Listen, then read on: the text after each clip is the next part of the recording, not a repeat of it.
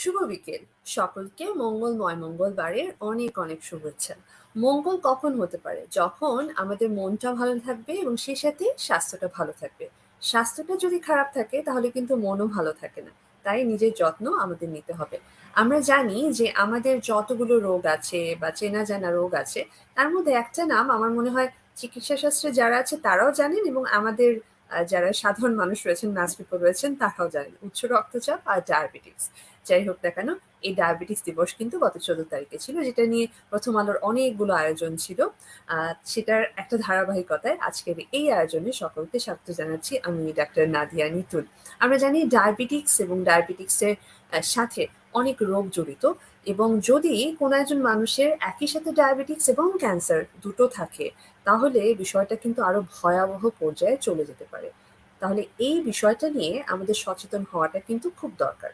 বলা হয়ে থাকে আরো কিছু বিষয় যে বিভিন্ন দেশে একটা সাম্প্রতিক জরিপ চালানো হয়েছে, যেখানে ২ কোটির মানুষের উপর জরিপ চালিয়ে গবেষকরা দেখেছেন টাইপ 1 এবং টাইপ 2 ডায়াবেটিকস রোগীদের উল্লেখযোগ্য হারে ক্যান্সার হওয়ার একটা সম্ভাবনা আছে।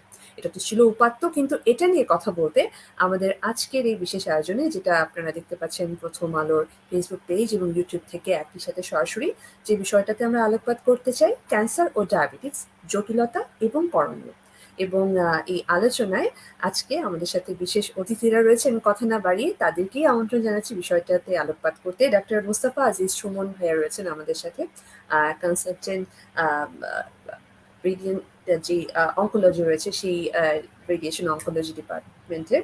সেই সাথে ডক্টর মারুফা মুস্তারির আপু রয়েছে আমাদের সাথে, ডায়াবেটিক্স, থাইরয়েড, হরমোন এবং মেডিসিন বিশেষজ্ঞ। সেই সাথে রয়েছেন আমাদের সাথে medicine specialist doctor Swadesh Barman. আপনাদের সকলকে স্বাগত জানাচ্ছি আমাদের প্রথম আলোর এই আয়োজনে, Labaid cancer hospital and super speciality সেন্টারের সৌজন্যে ক্যান্সার এবং ডায়াবেটিক্সের জটিলতা এবং করণীয়। কেমন আছেন সবাই? জি, ভালো। আপনি ভালো আছেন? জি, অনেক ধন্যবাদ। আমার মনে হয় যেহেতু ডায়াবেটিক্স নিয়ে কথা হচ্ছে, প্রথমেই আমি মনে হয় ডক্টর মারুফা মুস্তারি আপুকে দিয়ে শুরু করতে চাই। একটু যদি বলতেন ডায়াবেটিক্স এটা আসলে কি এবং ক্যান্সারের সাথে এটা যে যোগসূত্রটা নিয়ে আজকে আমরা কথা শুরু করব, সেটা নিয়ে যদি আপনি শুরু করতেন আজকের আলোচনা। শুভ বিকেল। এখন অনেক অনেক ধন্যবাদ আপনার এই প্রশ্নের জন্য। ডায়াবেটিস আসলে ইনসুলিন হরমোন জনিত একটি দীর্ঘমেয়াদী সমস্যা। এখানে যেটা হয়, ইনসুলিন হরমোনটা ঠিকমতো কাজ করে না, যার ফলে ব্লাডের সুগারটা বেড়ে যায়। আর এটাকে ডায়াবেটিস বলে। ইনসুলিনের কার্যকারিতা যদি হারায় বা যদি একবারই না থাকে, তখনই আমরা ডায়াবেটিস বলি। এবং ডায়াবেটিসের বিভিন্ন টাইপ আছে, টাইপ 1, টাইপ 2, গেস্টেশনাল এবং আদার। তো আমাদের দেশে আসলে টাইপ 2 ডায়াবেটিসটাই বেশি হয়ে থাকে। আর ক্যান্সারের সাথে সম্পৃক্ততা বলতে একটু বলি যে যাদের ক্যান্সার আছে তাদের দেখা গিয়েছে শতকরা 18 ভাগ ক্ষেত্রে আগে থেকেই ডায়াবেটিস ছিল। আবার যারা ক্যান্সারে আক্রান্ত, তাদের পরবর্তীতে ডায়াবেটিস হওয়ার ঝুঁকি কিন্তু আবার 6 গুণ বেশি। সুতরাং এইভাবে কিন্তু ডায়াবেটিস এবং ক্যান্সার, ডায়াবেটিসের যেমন আমরা জেনে থাকি বা জানি যে ডায়াবেটিসের বিভিন্ন রকম কমপ্লিকেশন হয়ে থাকে, যেমন হার্টের, কিডনির, চোখের। তবে ডায়াবেটিসের কিন্তু নিজেই আবার ক্যান্সারের সাথেও সম্পৃক্ত। ডায়াবেটিস রোগীদের ক্যান্সার হওয়ার ঝুঁকিও কিন্তু রয়েছে। আর সুতরাং একটা রোগীর ডায়াবেটিস এবং ক্যান্সার এই দুটি একসাথে চিকিৎসা করাটা খুবই একটা চ্যালেঞ্জিং ব্যাপার। অনেক অনেক ধন্যবাদ। আপনার কাছে আবার আসবো। এই মুহূর্তে আমরা ডক্টর মোস্তফা আজিজ সুমন ভাইয়ের কাছে চলে যেতে চাই, কনসালটেন্ট রেডিয়েশন অঙ্কোলজি। তো আমরা প্রথমে তো একজন ডায়াবেটিক্স নিয়ে বিশেষজ্ঞ যিনি, তার কাছ থেকে আমরা শুনলাম। এবার আপনার কাছে আসি, আপনি অঙ্কোলজিস্ট। একটু যদি বলতেন ক্যান্সারের কোন কোন পর্যায়ে ডায়াবেটিক্সটা কিভাবে আসলে সম্পৃক্ত এবং এটা কতটা ভয়াবহ আকার ধারণ করছে আমাদের বাংলাদেশের প্রেক্ষাপটে? ধন্যবাদ নাদিয়া। আমাদের এন্ডোক্রাইনোলজিস্ট ডাক্তার সাহেব যেটা বললেন যে ডায়াবেটিসের সাথে যদি ক্যান্সার থাকে, তাহলে ক্যান্সার চিকিৎসাটা আসলেই খুব জটিল হয়ে দাঁড়ায়। আমরা আমরা একটা সার্টেন পার্সেন্টেজ রোগী দেখি যারা ক্যান্সার চিকিৎসার সাথে জড়িত এবং তাদের প্রিভিয়াস তারা ডায়াবেটিস ডায়াগনোস থাকে। আবার আমরা দেখি যে কোনো পেশেন্ট ক্যান্সার চিকিৎসা শুরু করতে করতে ক্যান্সারের চিকিৎসার মানে জটিলতার কারণে তার ডায়াবেটিস ডেভেলপ করে। অতএব ডায়াবেটিসটা ক্যান্সারের সঙ্গে দুইভাবেই সম্পৃক্ত। এখন আমি যদি বলি যে আমাদের ক্যান্সার চিকিৎসার সাথে আমরা ইউজুয়ালি ক্যান্সার চিকিৎসার সাথে পরিচিত কি দিয়ে? Chemotherapy, surgery, radiotherapy. এখন ধরেন একটা রুগীর এক্সিস্টিং ডায়াবেটিস নিয়ে এসে আসলো, তাকে এখন ক্যান্সারের চিকিৎসা করতে হবে। তার ব্লাড সুগার যদি বেশি থাকে, এই রুগীকে কেমোথেরাপি দেওয়াটা চ্যালেঞ্জিং, কারণ কেমোথেরাপি দেওয়ার সময় আমরা অনেক সময় স্টেরয়েড ইউজ করি, সেটা আবার ডায়াবেটিসটাকে বাড়িয়ে দেয়। আবার এই রুগীর মানে চিকিৎসা পরবর্তীর যে জটিলতা, একটা রুগীকে কেমোথেরাপি দিতে গেলে যদি ডায়াবেটিস না থাকে আর একটা রুগী যদি ডায়াবেটিস থাকে, তার কেমোথেরাপি পরবর্তী জটিলতা অনেক বেশি হয়। এই রুগীটাকে যদি আপনি সার্জারিতে ট্রিট করতে চান, তাহলে ডায়াবেটিস তার জন্য বড় একটা জটিলতা, কারণ তার পোস্ট অপারেটিভ রিকভারি ডিপেন্ড করে এই সার্জারির ব্লাড সুগারের উপরে। আপনি যদি এই রুগীকে রেডিওথেরাপিতে ট্রিট করতে চান, রেডিয়েশন থেরাপি দেওয়ার আগে পক্ষে রুগীর ব্লাড সুগার বেড়ে যায়। আপনি যদি রুগীকে ইমিউনোথেরাপিতে ট্রিট করতে চান, সার্টেন ইমিউনোথেরাপি আছে যেগুলো আমরা টার্গেট ইউজ করি, সেগুলো দিতে গেলে ব্লাড সুগার বেড়ে যায়।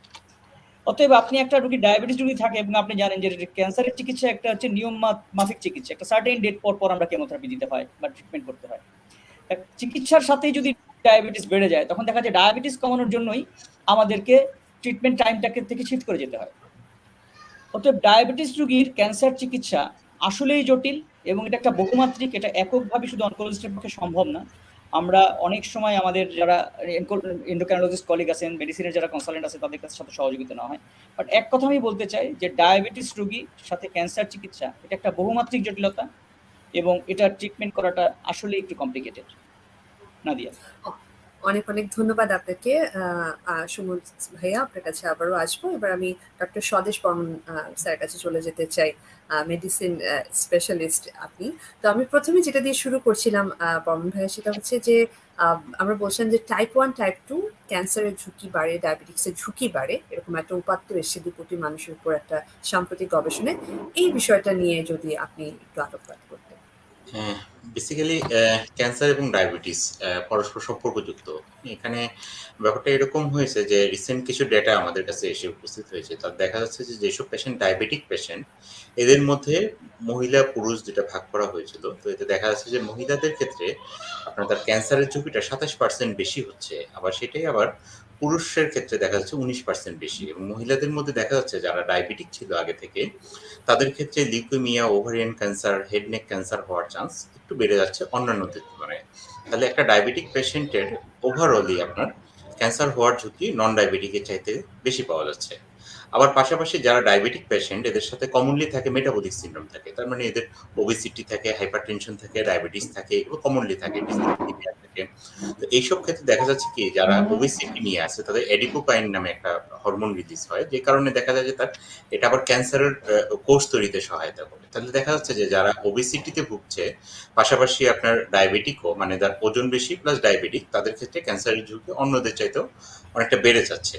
এছাড়া আরো কিছু ব্যাপার আছে, যেমন ক্যান্সার চিকিৎসাতে কিছু ওষুধ ইউজ করা হয়, এবং নিউ জেনারেশন কিছু ওষুধ আছে, ইমিউনোথেরাপি বলা হয় সেগুলোকে, টার্গেটেড এজেন্ট। সেগুলো দেখা যাচ্ছে যে এগুলো আমাদের বডির যে ইমিউন সিস্টেমটাকে এটাকে বুস্ট আপ করে, যে আমার বডিতে যেরকম কোভিডে যেরকম আমরা ইমিউন সিস্টেমটাকে বুস্ট আপ করার জন্য আমরা বলি, এরকম ইমিউন সিস্টেমটাকে বুস্ট আপ করে, যে এটাকে আগিয়ে দেয় যাতে করে ক্যান্সার সেলগুলো ধ্বংস হয়ে যায়। তো অনেক সময় দেখা যায় যে এটার রেগুলেশনটা অত ভালো হয়ে ওঠে না, তখন দেখা যায় যে তাদের আবার টাইপ 1 ডায়াবেটিস হওয়ার চান্স বেশি থাকে। তো টাইপ 1 টাইপ 2 ডায়াবেটিস, বেসিক্যালি ডায়াবেটিসেরই দুইটা অংশ।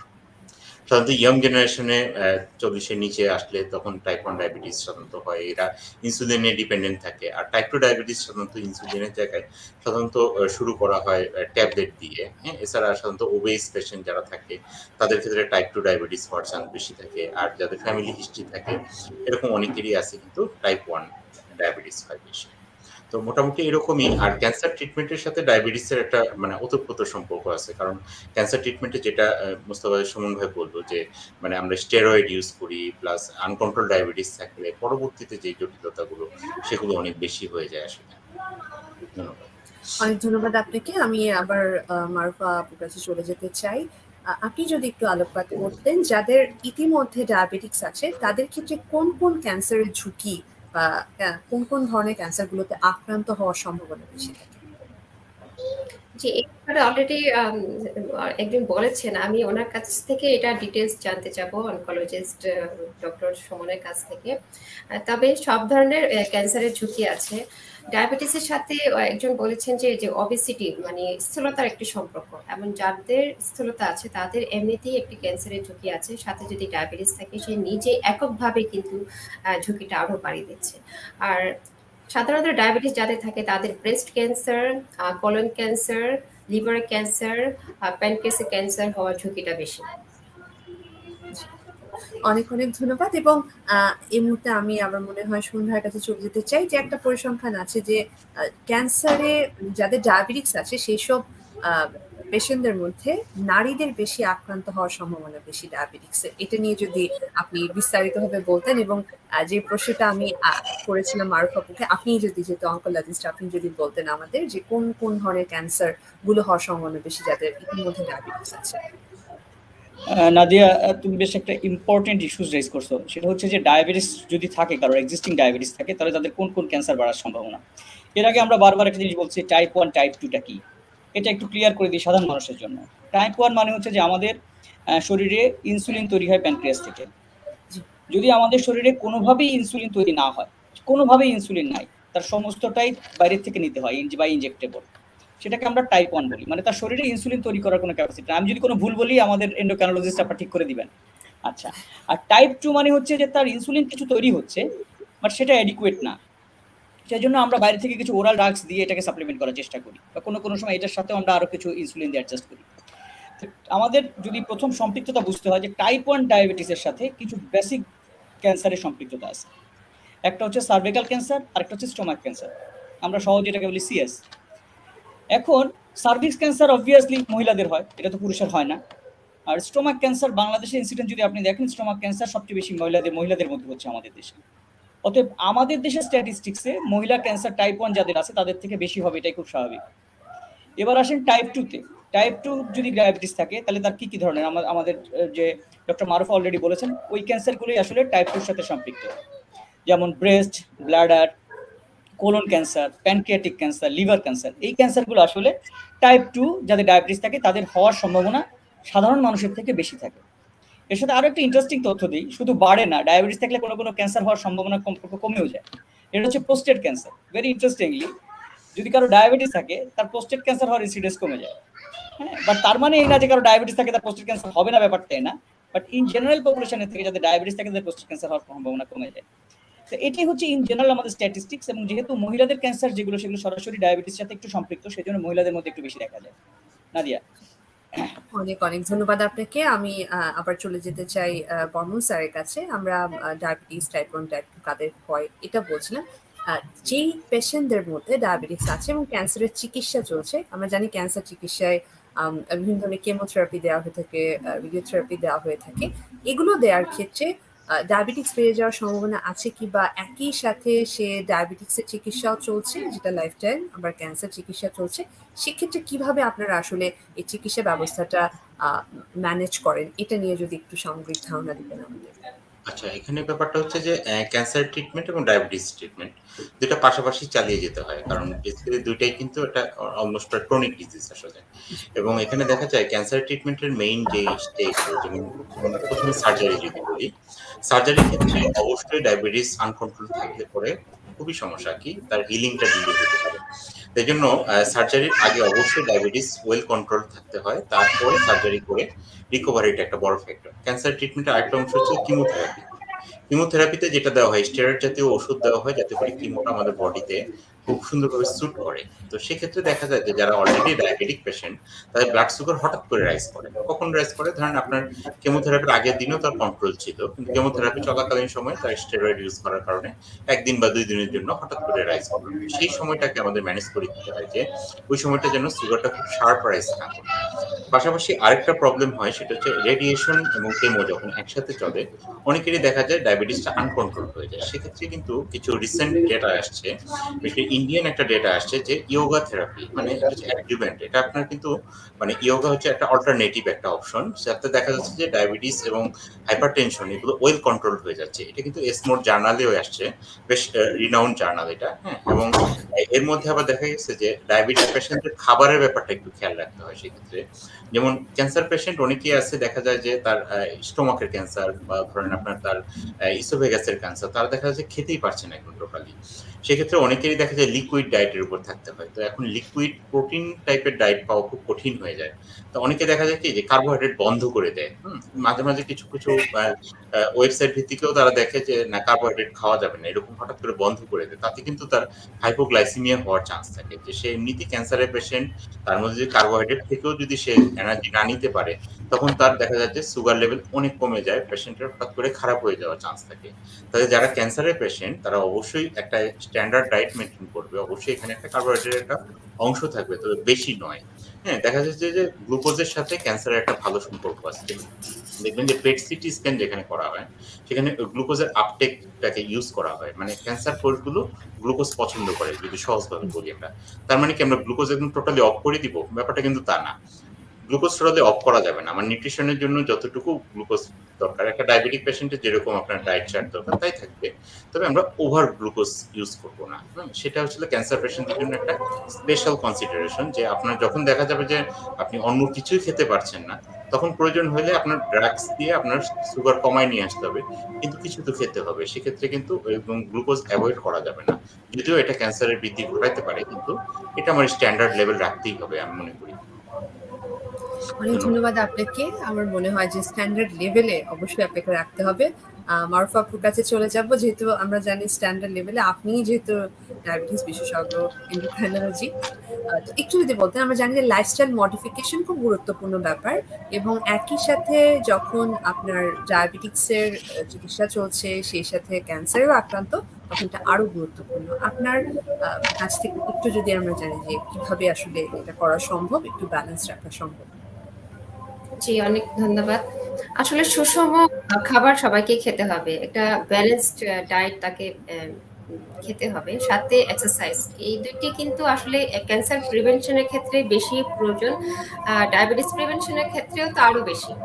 একটি মানুষ যদি সুষম খাবার খায়, ব্যালেন্সড ডায়েট খায় এবং যদি এক্সারসাইজ করে সাথে বা কোনো রকম ফিজিক্যাল অ্যাক্টিভিটি যদি সাথে করে, তাহলে কিন্তু অনেক ধরনের কমপ্লিকেশন এড়ানো সম্ভব। আর যাদের ডায়াবেটিস আছে তাদের ক্ষেত্রে তো আরো বেশি দরকার, যাতে করে অন্য ধরনের কমপ্লিকেশন গুলো না হয়, ডায়াবেটিস যাতে নিয়ন্ত্রণে থাকে। ক্যান্সার রোগীদের আসলে চিকিৎসা খুবই জটিল হয়ে যায় যদি ডায়াবেটিস নিয়ন্ত্রণে না থাকে। যেমন একটা ক্যান্সারের রোগী অপারেশন প্রয়োজন, কিন্তু ডায়াবেটিস কন্ট্রোলে না থাকলে তৎক্ষণাৎ সেই সিদ্ধান্তে আসা যায় না। তখন আমাকে ডায়াবেটিসটা কন্ট্রোলে আইনে পরে আবার অপারেশন করতে হয়। এখানে একটা সময়ের ব্যাপার, সময়ের মূল্য এখানে অনেক বেশি। তাছাড়াও যারা ওষুধ পাচ্ছেন, ওষুধের কারণে বিশেষ করে ক্যান্সারের রোগীরা যখন ওষুধ পায়, সে ওষুধের কারণে ডায়াবেটিস, বিশেষ করে স্টেরয়েড জাতীয় যারা মেডিসিন নিচ্ছেন, তাদের কিন্তু ডায়াবেটিস অনেক বেড়ে যায়। আবার ক্যান্সারের রোগীদের খাবারের অরুচি থাকে। উনি একটু আগে যে বলেছেন, তোমরা খেতে পারে না। ওদের ব্যালেন্স ডায়েট এনশিওর করাটা খুবই প্রয়োজন। আর এখানে তো বিধিনিষেধ তো কিছু আছে, বিশেষ করে যে সুষম খাবার বলতে যে এখন রুগী করে যে সুগার খেতে পারবে না, এ না সেটা না। সুষম খাবার বলতে সব ধরনেরই খাবারের একটি ব্যালেন্সড। তো এখন আর তাছাড়া মনিটরিং একটা ব্যাপার আছে। ডায়াবেটিস হয়েছে, ক্যান্সারও আছে, কিন্তু রোগী ডায়াবেটিস কন্ট্রোলে আছে কিনা সেটা মনিটর করছে না, তাহলে কিন্তু বোঝা যাবে না যে ওনার ডায়াবেটিসটা কমে যাচ্ছে কিনা। যেহেতু খেতে পারছে না, আবার ওষুধের কারণে খাবার অরুচি থাকে, তাছাড়া সাথে কিন্তু অন্যান্য কমপ্লিকেশন, বিশেষ করে কিডনির সমস্যা থাকতে পারে, লিভারের সমস্যা থাকতে পারে। সবকিছু মিলিয়ে কিন্তু হাইপারগ্লাইসেমিয়া বা ডায়াবেটিস কমে যাওয়ার ঝুঁকিটাও অনেক থাকে। সুতরাং পেশেন্টকে আসলে বলতে হবে যে অল্প অল্প বারে বারে খাওয়ার জন্য, যাতে করে হাইপোগ্লাইসেমিয়া না হয়, একই সাথে ডায়াবেটিসটাও নিয়ন্ত্রণে থাকে। অনেক ধন্যবাদ আপনাকে। আমি আবার সুমন ভাইয়ের কাছে চলে যেতে চাই। ভাইয়া যেহেতু অঙ্কোলজি, রেডিয়েশন অঙ্কোলজিতে আছেন, একটু যদি আপনি আমাদেরকে বলতেন যে কোন বিষয়গুলো আসলে এই জায়গাটাতে করণীয় রয়েছে আপনার পার্সপেক্টিভ থেকে, কি ধরনের সাজেশনগুলো মেনটেন করার বিষয় রয়েছে। আমরা জানি যে ক্যান্সারের চিকিৎসা আমাদের দেশে ব্যয়বহুল, এবং আমাদের দেশের প্রেক্ষাপটে কি ধরনের চিকিৎসা ব্যবস্থা রয়েছে মানুষকে আশ্বস্ত করার জন্য আপনার কাছ থেকে পরামর্শ চাচ্ছি।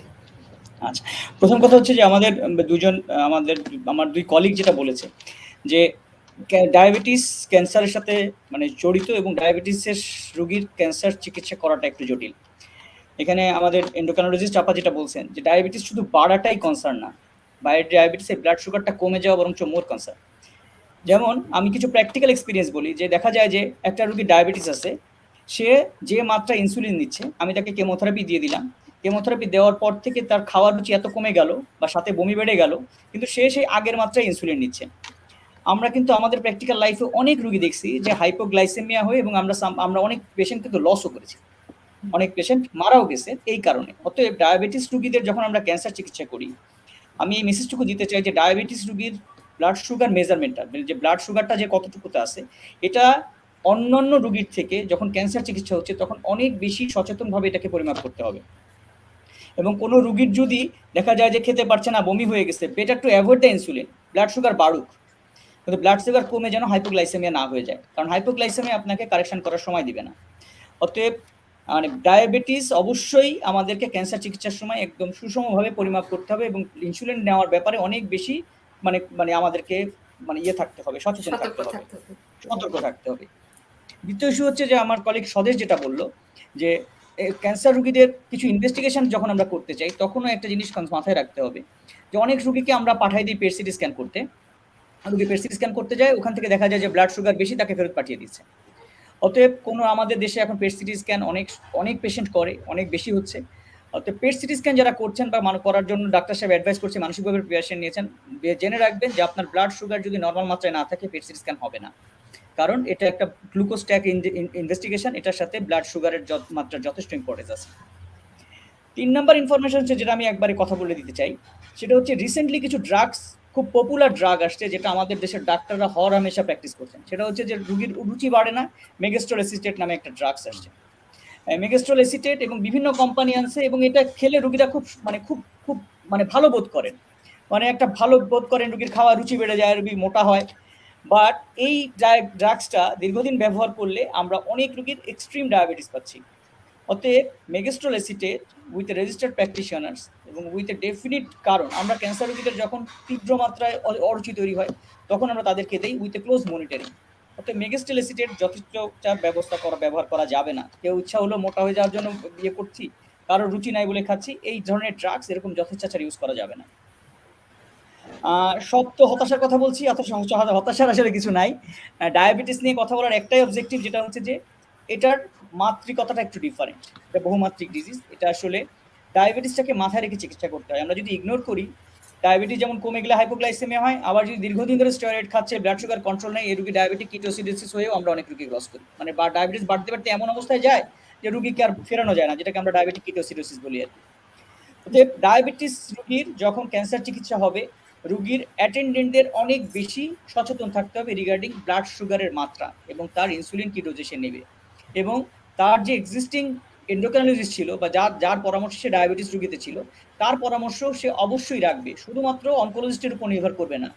যখন ক্যান্সার রোগীর কাছে আসে তখন মনে হয় যে আগের আর কোনো ডাক্তারের প্রয়োজন নাই। নো, তার ক্রনিক ডিজিজ যে ডক্টর দেখছিল, তার যদি হার্টের কোনো ডাক্তার থাকে, তার যদি ডায়াবেটিস কোনো ডাক্তার থাকে, অবশ্যই তাদের সাথে বরঞ্চ খুব ক্লোজ কন্ট্যাক্ট রাখবে, আগের থেকে বেশি। আর ডায়াবেটিস হোক আর না হোক, ক্যান্সার রোগীর চিকিৎসার আমি সবাইকে একটা মেসেজ দেওয়ার চেষ্টা করি যে আমরা সেই এখন আর 80-র দশকে নেই, এটা নিউ জেনারেশন বাংলাদেশে এখন কাটিং এজ টেকনোলজি বলতে যা যা ফ্যাসিলিটিস দরকার সব অ্যাভেলেবেল। ল্যাবিট বলেন, ইউনাইটেড বলেন, স্কয়ার বলেন, অনেকগুলো সেন্টার আসছে যারা সমস্ত কাটিং এজ টেকনোলজি নিয়ে আসছে। এবং আমি ল্যাবিডে কাজ করি, আমি ল্যাবিডের কথাই বলবো, ল্যাবিডে রিসেন্ট টেকনোলজি সবই আছে। আমরা ম্যান পাওয়ার ডেভেলপ করছি, আমরাও ডেভেলপ যথেষ্ট হয়েছি এবং আরও হওয়ার সুযোগ আছে। অর্থাৎ রুগীদের চিকিৎসা করার জন্য বাংলাদেশে এখন আমরা মনে করি যে আপনারা সাধারণ রুগীরা যথেষ্ট আস্থা রাখতে পারে। Thank you. অনেক ধন্যবাদ।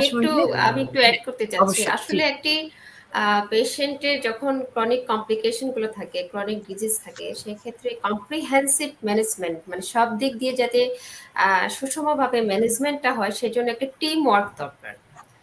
এখন একজন দেখেছেন আরেকজনকে দেখাবেন না, মানে টিম ওয়ার্কের যদি না থাকে ভালো, সেই পেশেন্টের ভালো ম্যানেজমেন্ট হয় না।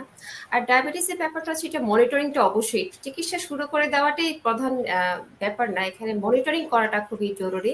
ক্ষেত্র বিশেষে বিভিন্ন কমপ্লিকেশন সেগুলো যখন অ্যারাইভ করে তখন আসলে ওষুধের সমন্বয় করতে হয়। যেমন অনেক পেশেন্টের তো ওষুধই লাগে না, শুধু ডায়েটারি ম্যানেজমেন্টেই কন্ট্রোল হয়ে যায়। আবার অনেকের ইনসুলিন লাগে, সেটারও বিভিন্ন ধরন আছে, কোন পেশেন্টের কোনটা লাগবে, মুখে খাওয়ার ওষুধ। আর এখানে আরো একটি আশার কথা আমি বলতে চাই যে diabetes anti diabetic agent metformin কোনো কোনো ক্ষেত্রে আবার ক্যান্সার প্রতিরোধও করে। ক্যান্সার সেলের যে বৃদ্ধি, মানে ক্যান্সারের কোষের যে বৃদ্ধি, ওটা কিন্তু কমিয়ে দেয়। এটাও একটা আশার কথা। তো এই ওষুধের আসলে সমন্বয় প্রয়োজন হয়। অনেক ধন্যবাদ। একটা জি। জিনিস মনে হয় একটু অ্যাড্রেস করা দরকার, সেটা হচ্ছে যেহেতু ক্যান্সারের পেশেন্টরা অনেক সময় খেতে পারে না, তো ফ্রিকুয়েন্টলি হাইপোগ্লাইসেমিয়া হতে পারে। তো এটা যেহেতু একটা ইমার্জেন্সি, আমার মনে হয় একটু আমরা শর্টকাট যদি বলে দিই যে হাইপোগ্লাইসেমিয়া হলে আপনি কি করবেন। হ্যাঁ, আপনার যদি ব্লাড সুগার 4 এর নিচে নেমে আসে, 3.9 অর বিলো, তখনই আপনি ধরে নেবেন যে আপনার হাইপোগ্লাইসেমিয়া হয়েছে। কিভাবে বুঝবেন? আপনার হাত পা কাঁপতে থাকবে, আপনার মাথা ঝিঁঝি করবে, মনে হবে যেন অ্যাংশাস, কোনো কিছু নিয়ে চিন্তিত এরকম মনে হবে। হ্যাঁ, হঠাৎ করে মনে হবে যে আমার শরীরে শক্তি পাচ্ছি না। ব্লাড সুগারটা একটু চেক করলেন, দেখলেন 4 এর নিচে আসছে। তো বাসায় সবসময় একটা জুস রাখবেন। সিম্পল, যদি 100 থেকে 150 ml জুসও খেতে পারেন আপনি, সেটা থেকে আপনি বেঁচে যেতে পারেন। তারপরে আপনি আবার সুগারটা চেক করলেন, 15 মিনিট পরে দেখলেন যে আবারও 4 এর নিচে আছে, আপনি আরেকবার খেতে পারবেন। একই রকমভাবে ৩ বার পর্যন্ত আপনি ১০০ থেকে ১৫০ ml জুস খাওয়ার পরেও যদি দেখা যায় যে না, এটা 4 এর নিচে আছে, তখন কিন্তু অবশ্যই ডাক্তারের কাছে যেতে হবে। সেক্ষেত্রে হয়তোবা আপনাকে শিরাপথে গ্লুকোজ দেওয়া লাগতে পারে। তো হাইপোগ্লাইসেমিয়া যেহেতু একটা বড় একটা প্রবলেম এবং এতে করে মানুষের ডেথ পর্যন্ত হতে পারে, তো এটা সম্পর্কে একটু অ্যালার্ট থাকবেন। আরেকটা হচ্ছে যে কিছু কিছু পেশেন্ট প্রোস্টেট ক্যান্সারের ট্রিটমেন্টের সময় এবং কিছু কিছু সময় লিম্ফোমা ট্রিটমেন্টের সময় স্টেরয়েড জাতীয় ড্রাগ কিন্তু অ্যান্টি ক্যান্সার হিসেবেই কাজ করে। তো সেই রোগীদের কুশিং সিনড্রোম ডেভেলপ করছে কিনা সেটা একটু খেয়াল রাখবেন, যে দীর্ঘদিন তারা দেখা যাচ্ছে স্টেরয়েড খাচ্ছে, প্রেডনিসোলন জাতীয় ওষুধ খাওয়া লাগছে। দেখা যায় যে অনেকের শরীর মোটা হয়ে যাচ্ছে, আপনার খাবার রুচি বেড়ে যাচ্ছে, শরীরে লাল লাল দাগ পড়ে যাচ্ছে, তাহলে বুঝতে হবে কি যে আমার কিছু কিছু সাইড ইফেক্ট আসা শুরু করছে। আমার তখন দেখবেন যে আপনার ডায়াবেটিস ডেভেলপ করে গেছে, হয়তো আপনি ডায়াবেটিক ছিলেন না, কিন্তু ডায়াবেটিক ডেভেলপ করে যেতে পারে। এদের আবার হাড়ের প্রবলেম হতে পারে, ক্যালসিয়ামের প্রবলেম হতে পারে। তো এই জিনিসগুলো আপনারা যখন একটা লং টাইম কোনো স্টেরয়েড জাতীয় ওষুধ আপনাকে খেতে হবে, এটা ক্যান্সারের ওষুধের ট্রিটমেন্ট হিসেবেই হোক বা অন্য কোনো কারণেও হোক, অবশ্যই আপনারা কোনো একটা মেডিসিন অথবা এন্ডোক্রাইনের যদি যে কোনো ডক্টরের সাথে আপনি একটু যোগাযোগ করে নিবেন যে আপনার এই সাইড এফেক্ট গুলো আসতেছে কিনা। ধন্যবাদ। অনেক ধন্যবাদ। আমরা আমাদের আয়োজনের শেষ পর্যায়ে আছি। যারা এই মুহূর্তে আমাদের সাথে Facebook লাইভ এবং সেই সাথে YouTube এ রয়েছেন প্রথম আলো, তাদের সকলকে ধন্যবাদ। কিছু কোয়েশ্চেন ছিল, আমি মনে হয় কয়েকটা প্রশ্ন জেনে নিই, যে কেউই উত্তর দিতে পারেন। বর্মন স্যার, মারুফ আপু অথবা সুমন ভাই, যে কেউ উত্তর দিতে পারেন। রাজীব খান তৌসিফ তিনি বলেছেন যে আমার রক্তের সুগার ৩ মাসে 9.9 হেমা, IR 1.7C এবং পেপটাইড আছে 12, ফাস্টিং ইনসুলিন 6.5 এ। আমার করণীয় কি? আমার বয়স 28, উচ্চতা 6 ফিট, ওজন হচ্ছে 68 কেজি। তার বয়স কম, কিন্তু তার ডায়াবেটিসটা 3 এতটা রয়েছে। মাসের গড় হিমোগ্লোবিন A1C 9%। এটাই মনে জি, হয় বোঝাতে চেয়েছেন। পরের জি, অংশটুকু আমি বুঝতে পারিনি। জি, আসলে তার ডায়াবেটিসটা মোটেই নিয়ন্ত্রণে নাই। নিয়ন্ত্রণে আসার জন্যে তাকে যে জীবন ব্যবস্থাপনার যে ধাপগুলো আছে সেটি মেনে চলছেন কিনা, বিশেষ করে সুষম খাবার, এক্সারসাইজ উনি করছে কিনা, সাথে উনি কি ওষুধ পাচ্ছেন সেটার সমন্বয় করেছেন কিনা, ডোজটা চেয়ে বাড়ানো হয়েছে কিনা। এই ক্ষেত্রে তাকে অবশ্যই ডাক্তারের পরামর্শ অনুযায়ী এগুলো সমন্বয় করে নিতে হবে। জি। অনেক ধন্যবাদ। আমার মনে হয় প্রাসঙ্গিক প্রশ্নগুলো যারা করেছিলেন, টাইপ 1, টাইপ 2 ডায়াবেটিস কি, ডায়াবেটিসের চিকিৎসা কি, সেটা নিয়ে সামগ্রিকভাবে আমাদের আজকের অতিথিরা বলে দিয়েছেন। আমি সবার থেকে সমফোনি বক্তব্য নিব। প্রথমে সুমন ভাইয়ের কাছে যাব। আজকে যে বিষয়টা নিয়ে diabetic cancer hospital and super speciality সেন্টারের আয়োজনে আমরা ক্যান্সার, ডায়াবেটিস, জটিলতা, করণীয় শুনছিলাম। শেষ কিছু কথা যারা শুনছিল, দেখছিল, তাদের যদি সুমন ভাই বলতে চান। ক্যান্সার রোগী যাদের ডায়াবেটিস আছে তাদের একটাই বিষয় যে যখন আপনি ক্যান্সার চিকিৎসা নিচ্ছেন, ডায়াবেটিসের প্রতি বাড়তি যত্ন নিতে হবে। আপনার ডায়াবেটিস যে ডাক্তার আছেন তার পরামর্শে আপনি থাকবেন। ক্যান্সার চিকিৎসা ডায়াবেটিস রোগীর জন্য আলাদা কোনো আউটকাম ক্যারি করে না। আমরা ডায়াবেটিস রোগীর যে যতটুকু সুস্থ হওয়ার সম্ভাবনা আছে, একটা সাধারণ রোগীর সম্ভাবনা আছে, বাট ট্রিটমেন্টকালীন সময়ে ডায়াবেটিসটাকে ফোকাস করতে হবে। আর ক্যান্সার চিকিৎসা এখন অনেক অনেক দূর এগিয়েছে, অতএব ডায়াবেটিস থাকলেও আপনার চিকিৎসা করে সুস্থ হওয়ার সম্ভাবনা যথেষ্ট। অতএব আমার একটাই মেসেজ যে খুব বেশি হতাশা হওয়ার কোনো দরকার নাই। ডায়াবেটিস থাকলেও আপনার ক্যান্সার আরোগ্য হওয়া সম্ভব। Thank you. অনেক ধন্যবাদ। মারুফা মুস্তারি আপু। আপনার কাছে যাচ্ছিলাম শেষ কিছু কথা আমি আমরা। এখানে একটু ব্যতিক্রম একটু করতে চাচ্ছি। আসলে হু, হু। ক্যান্সার এবং ডায়াবেটিস যাদের দুটোই আছে তাদের দেখা গেছে ক্যান্সারের কারণে মৃত্যুর হার যতটুকু, ডায়াবেটিস থাকার কারণে তার মৃত্যুর হার কিন্তু শতকরা ৩০ থেকে ৫০ ভাগ বেশি। তার মানে তাকে ডায়াবেটিস অবশ্যই নিয়ন্ত্রণে রাখতে হবে। এছাড়াও ডায়াবেটিস অ্যা অ্যা চিকিৎসার ক্ষেত্রে বিভিন্ন প্রতিবন্ধকতার সৃষ্টি করে। সেটাকে মেনে নিয়ে ওনাকে চিকিৎসাটা করতে হবে। তবে এখানে হতাশ হওয়ার কিছু নেই। আমার কলিগ বলেছেন তাকে ডাক্তারের পরামর্শ অনুযায়ী চলতে হবে এবং নিজের যত্ন নিজেকে নিতেই হবে। অনেক ধন্যবাদ। ডক্টর স্বদেশ বর্মন স্যারের কাছে চলে যাই। আমি এখানে ধন্যবাদ জানাবো আমি অবশ্যই Labaid cancer hospital and super speciality centre. কারণ এখানে তারা একটা মাল্টিডিসিপ্লিনারি অ্যাপ্রোচ এখানে চালু করেছে, যেটা আসলে খুব বিরল। আপনার ক্যান্সার হয়েছে, আপনি একটা ক্যান্সার হসপিটালে আসছেন, কিন্তু পাশাপাশি আপনি একই সাথে একজন এন্ডোক্রাইনোলজিস্ট পাচ্ছেন, একজন মেডিসিন স্পেশালিস্ট পাচ্ছেন, একজন রেডিয়েশন অনকোলজিস্ট পাচ্ছেন এবং আমাদের এখানে কিন্তু টিম অ্যাপ্রোচে কাজ করা হয়। যেকোনো কিছুর জন্য আপনার দেখা যাচ্ছে যে একসাথে একটা বোর্ড মিটিং করার সুযোগ আছে এবং আমাদের দেখবেন যে এই টেলিকমিউনিকেশনের জন্য আমাদের নিজেদের মধ্যে কিন্তু ইন্টারকমও আছে। যেকোনো একটা প্রবলেম হচ্ছে, ঠিক আছে স্বদেশ আমরা এটা কি করা যায় বা ভাইয়া এটা কি করা যায়? মানে আমাদের মধ্যে একটা ইন্টারেকশন করার সুযোগ আছে। সো একটা ক্যান্সার পেশেন্ট যদি মেক্সিমাম এই ইউটিলিটি পেতে চায়, মেক্সিমাম আউটকাম পেতে চায়, সেক্ষেত্রে কিন্তু তার মাল্টিডিসিপ্লিনারি অ্যাপ্রোচ এ গেলে আপনার কাজগুলো অনেক বেশি সহজ হয়। ডিজিজ কন্ট্রোলটা অনেক বেশি কমফোর্টেবল হয় বলে আমি মনে করছি। তো সবাইকে ধন্যবাদ জানাচ্ছি। অনেক ধন্যবাদ এবং আমার কাছে মনে হলো আজকের এই চমৎকার সামগ্রিক আলোচনা একটু করে দিয়ে আমাদের সাথে ডক্টর মোস্তফা আজিজ সুমন ভাই ছিলেন, যিনি consultant radiation oncology, doctor Marufa Mustari আপু ছিলেন আমাদের সাথে ডায়াবেটিস, থাইরয়েড, হরমোন এবং মেডিসিন বিশেষজ্ঞ, এবং ডক্টর স্বদেশ বর্মন ভাইয়া ছিলেন আমাদের সাথে medicine specialist, diabetic cancer hospital super speciality centre. আমার কাছে মনে হয় যে ডায়াবেটিক্স এবং ক্যান্সার একই সাথে এই জটিল রোগ দুটো থাকলে অবশ্যই সমন্বয়ের প্রয়োজন। তাই অবশ্যই যারা বিশেষজ্ঞ রয়েছে এবং আমাদের বাংলাদেশের চিকিৎসা ব্যবস্থা যেহেতু এত দূর আন্তর্জাতিক মানের বিশ্বমানের চিকিৎসা ব্যবস্থা রয়েছে, তাই আমাদের চিকিৎসকদের উপর, ফ্রন্টলাইন সোলজারদের উপর আস্থা রাখুন। করোনাকালীন সময়ে আমরা কিন্তু বুঝতে পেরেছি যে আমাদের চিকিৎসকরা কতটা দক্ষ। উন্নত বিশ্বের দেশগুলো যেখানে আসলে হেরে যাচ্ছিল, আমরা যদি সেখানে তাদের জন্য দৃষ্টান্ত হতে পারি, তাহলে আমার মনে হয় ক্যান্সার, ডায়াবেটিস একই সাথে হোক, এই জায়গাটা আমরা জয় করতে পারবো। হেরে গেলে চলবে না, আমাদের এগিয়ে যেতে হবে। যেহেতু সারা বিশ্বের একটা পরিসংখ্যানই বলা হয়েছে যে প্রতি ১১ জন মানুষের ১ জন মানুষের ডায়াবেটিস আছে, এরকম একটা পরিসংখ্যান এসেছে, যেটা কিন্তু খুব ভয়াবহ।